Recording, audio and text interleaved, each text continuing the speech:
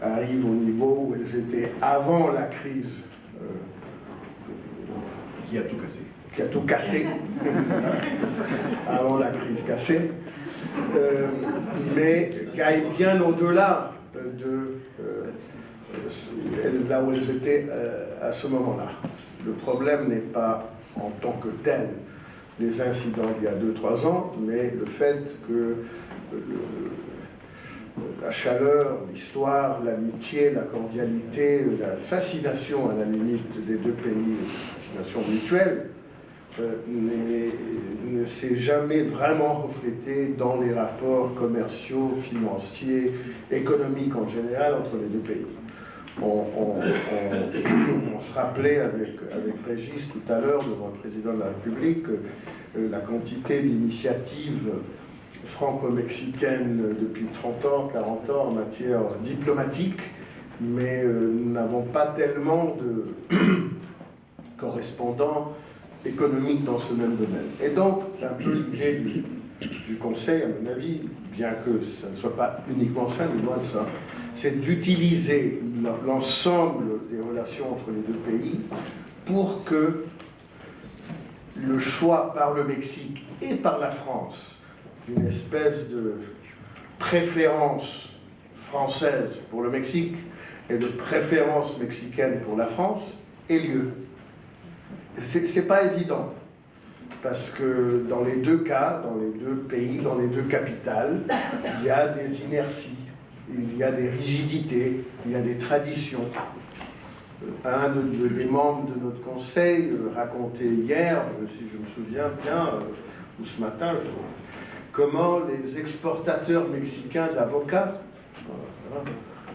si c'est lui, c'est aguacate, c'est bon, on n'en trouve plus des avocats mexicains à Paris. Pourquoi? Pour plein de raisons, de très bonnes raisons, mais il y a une principale, c'est que c'est beaucoup plus facile pour les aguacateros mexicains de Uruapan d'exporter aux États-Unis. Nous avons réussi à éliminer toutes les restrictions américaines il y a 10 ans, et donc maintenant, ils exportent là-bas. Et comme ça fait 70 ans, 80 ans qu'ils exportent aux États-Unis avec des restrictions, une fois qu'on a enlevé les obstacles, la logique, c'est ça. Alors pour demander à un exportateur mexicain d'avocats, un agriculteur mexicain d'avocats d'exporter en France, c'est un grand effort. Et si quelqu'un ne soutient pas cet effort, si quelqu'un ne l'encourage pas, si quelqu'un ne va pas le voir, il fait des petites caresses, des petits bisous, etc. Il faut que tu exportes en France, les Français adorent les avocats mexicains, blablabla, blablabla, il ne va pas le faire. Ça, c'est pareil pour l'énergie nucléaire, pour les télécommunications, pour les Airbus, absolument pour tout. Et donc la logique du Conseil, pour moi, je m'arrête là sur le Conseil, c'est un peu ça. C'est essayer de créer de la part des deux sociétés, non pas des deux gouvernements, mais au contraire, de faire pression sur les deux États, de la part des deux sociétés, pour qu'il y ait une préférence, j'insiste, mexicaine pour la France, et une préférence française pour le Mexique. Et c'est la tâche que nous nous sommes fixée et que je crois que sur laquelle nous avons avancé beaucoup depuis hier soir, hier après-midi. Alors, moi, ce dont je voulais vous parler rapidement, puisque c'est un peu l'idée de cette discussion, c'est pas de faire de la publicité pour notre conseil, elle est toujours bienvenue, la publicité, mais c'est pas ça l'objectif, c'est un peu une des contradictions dans lesquelles se trouve le Mexique aujourd'hui, et qui est une contradiction, un paradoxe qui a beaucoup à voir avec les difficultés qui ont existé et qui vont continuer dans un certain sens dans les rapports entre la France et le Mexique. Et le problème, il est très simple. Le Mexique est devenu aujourd'hui, avec des nuances et des moments un peu meilleurs, un peu moins bons, tout ce qu'on voudra, un pays de classe moyenne, une société de classe moyenne. Ça ne veut pas dire que la pauvreté a été abolie, loin s'en faut. C'est un pays où encore 40-45% de la population vit dans des conditions de pauvreté qui sont intolérables, et donc il faut absolument faire quelque chose Mais ça veut dire que 55% ne vivent pas dans des conditions de pauvreté. Et on peut pinailler sur les définitions, mais pour l'essentiel, je pense qu'on peut dire que dans la plupart des cas de ces 55%, c'est un pays de classe moyenne. C'est un pays urbain, c'est un pays où l'alphabétisation atteint presque 100%, c'est un pays où la scolarité moyenne, qui est très mauvaise, mais malgré cela, elle atteint 9 à 10 ans par individu, ce qui veut dire que tout en étant mauvaise, c'est bien meilleur que 5 ou 6 ans. C'est un pays où tout le monde a des portables, des mobiles. Non seulement tout le monde, mais chaque Mexicain qui a plus de 12 ans a un mobile et demi par personne. Et alors c'est intéressant parce que c'est grâce à cette idée d'avoir un demi-mobile ou portable que M. Slim est devenu l'homme le plus riche du monde. Il a réussi à vendre la moitié d'un mobile à une grande quantité de Mexicains. C'est difficile, hein, faire ça. Bon.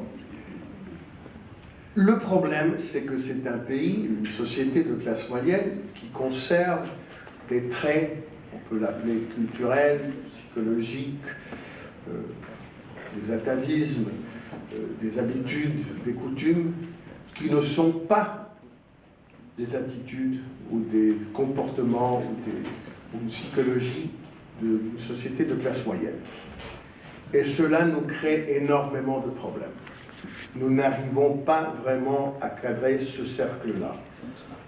Il y a plein de gens au Mexique qui sont heureux que nous ne puissions pas le cadrer parce qu'ils pensent que nous devrions conserver toutes ces traditions, toutes ces habitudes, toutes ces coutumes, toutes ces attitudes.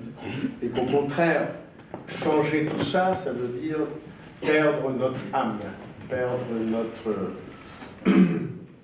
raison d'être même. Et puis il y a d'autres qui pensent que la seule façon d'affronter cette contradiction, c'est avec un espèce de retour en arrière vers un régime autoritaire qui impose une modernisation que la société mexicaine n'accepte pas de façon très volontaire.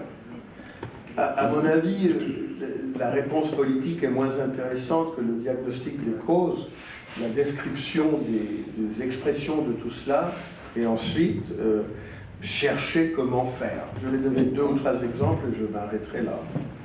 Le nouveau gouvernement, le gouvernement du président Peña Nieto, a entrepris une réforme importante de la politique de logement du Mexique. Nous avons eu les 2 gouvernements antérieurs, Fox et Calderón, et même la fin du gouvernement Cedillo, ça fait 15 ans maintenant, donc 14 ans, ont eu un énorme succès social dans le domaine du logement.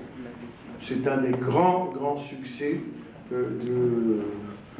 des 3 derniers gouvernements, et je souligne 3, c'est-à-dire un du PRI et 2 du PAN.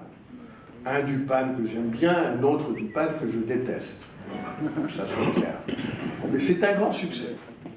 5 millions de familles mexicaines ont pu acquérir un logement correct, très petit, très vilain, mal foutu, tout ce qu'on voudra, mais un logement, un vrai logement. Mais les Mexicains, puisque nous sommes tellement attachés à la terre et à toutes sortes d'idées archaïques, nous n'aimons pas les constructions verticales. On n'aime pas ça. On trouve que c'est pas vrai.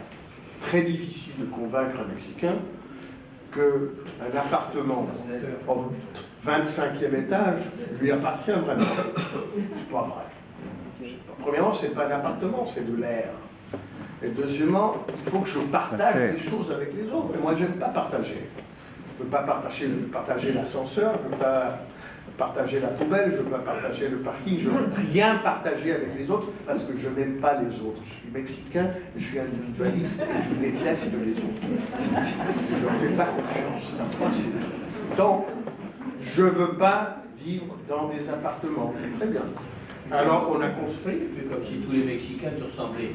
Ils me ressemblent, parce que je suis mexicain, c'est le problème. C'est mon grand problème, c'est ça. Justement, c'est comme moi. C'est ma seule partie mexicaine profonde. Alors, on a construit 5 millions de maisons horizontales depuis 15 ans, autour des villes, des fois 30, 40, 50 km de distance des lieux de travail, sans les services nécessaires ou avec des dépenses énormes pour créer les services, et donc en soit renchérissant le prix du logement, soit en le rendant plus petit, parce que sinon ce n'était pas accessible. Le gouvernement Peña Nieto a compris tout cela très bien. Ils ont entrepris une grande réforme du logement, en partie aussi parce qu'il y a une crise de l'industrie du logement et du bâtiment à cause de cette politique des dernières 15 années, du succès de cette politique. Et donc maintenant, le gouvernement veut bâtir du vertical, avec en utilisant les taux d'intérêt des prêts hypothécaires, avec toutes sortes d'outils qui sont très intelligents et très bien faits. C'est trop tôt pour dire si que ça marche ou ça ne marche pas. Mais je peux vous assurer que ça va être beaucoup plus difficile de ce que pense le directeur de l'Institut national du logement,